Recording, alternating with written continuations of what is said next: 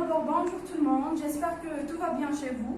D'abord, permettez-moi de me présenter. Avec vous, Nada Ounaya. Je viens de souffler ma 15e bougie et je termine mes études en première année baccalauréat branche scientifique, option français.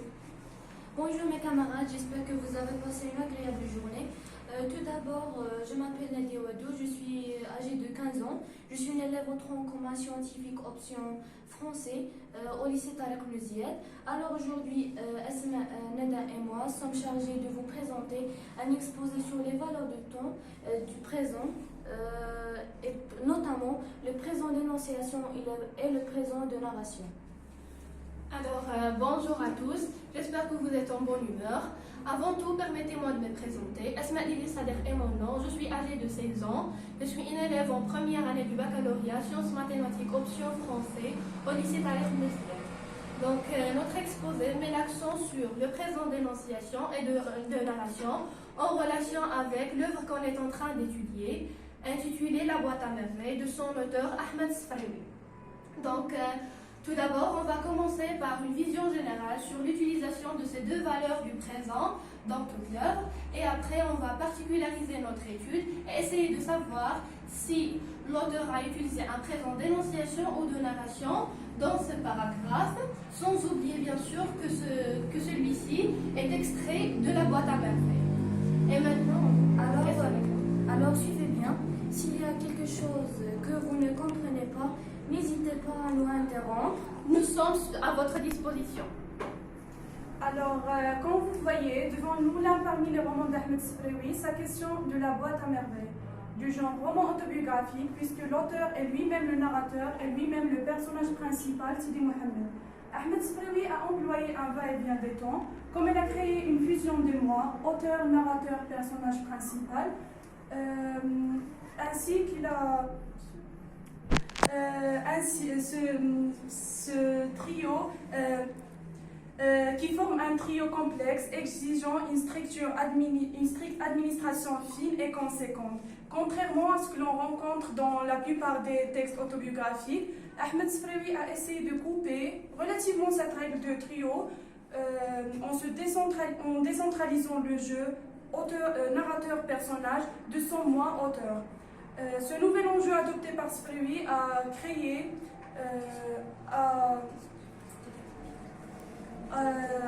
une certaine ambiguïté chez le lecteur, ce qui a fait couler beaucoup d'encre chez les critiques. Alors je vous laisse maintenant avec Nadia et Asma les deux camps.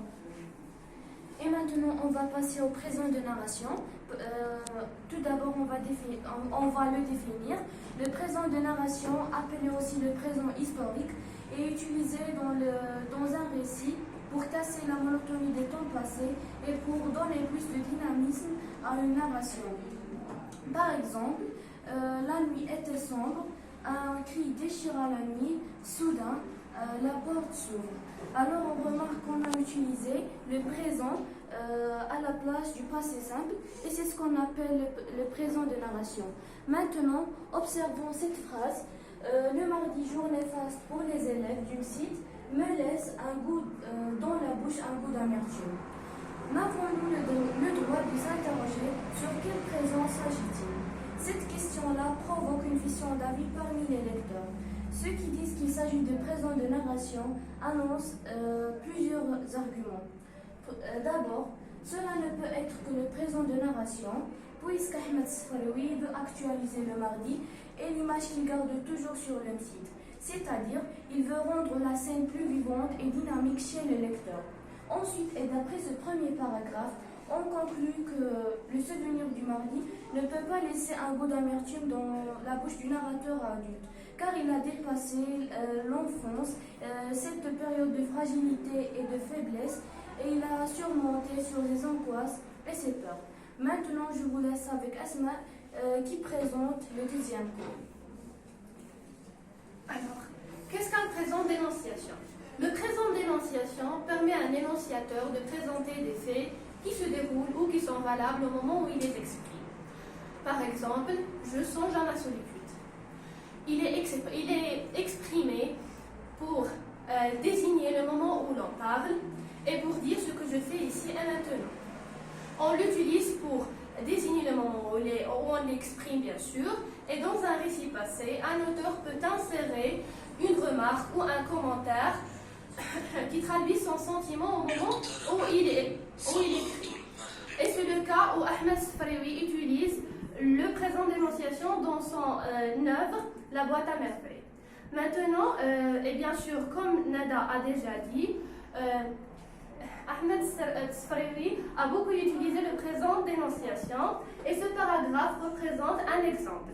Maintenant, on va l'analyser d'un autre côté, contrairement à ce que Nadia vient de dire. Et voilà les arguments qui prouvent qu'il s'agit d'un présent d'énonciation. C'est le narrateur adulte qui fait un commentaire sur le jour du mardi et son impression envers ce jour-là au moment où il écrit. Cela d'une part. D'une autre, le verbe me laisse, qui est suivi de l'expression goût d'amertume, s'est développé à travers le temps au point qu'il est gravé dans son imagination et son esprit. Et l'auteur est persuadé que ce jour, c'est-à-dire le mardi, est un jour de mauvaise augure. Il déteste ce jour car il rêvait en lui des souvenirs douloureux. C'était un jour de terreur qui est précédé d'une nuit cauchemardesque, comme on a vu dans le premier chapitre, la dispute entre Zoubida et Rahma. Et pour ainsi dire, personne ne peut dévoiler la bonne réponse. C'est à vous de décider ad libitum la réponse exacte et ils seront tous acceptés. Et enfin, je tiens à exprimer toutes mes reconnaissances à notre professeur de nous avoir permis de donner cet exposé. Et je vous remercie sincèrement pour votre attention qui a rendu notre tâche plus agréable. Et enfin, j'espère qu'on a pu l'accès de simplifier ce sujet-là et qu'il est... C'est tout. Merci pour votre attention. J'espère que nous étions au niveau et qu'on a réussi notre tâche. À la prochaine et au revoir. Finalement, je vous remercie de votre attention et j'espère bien que notre exposé atteint le comble.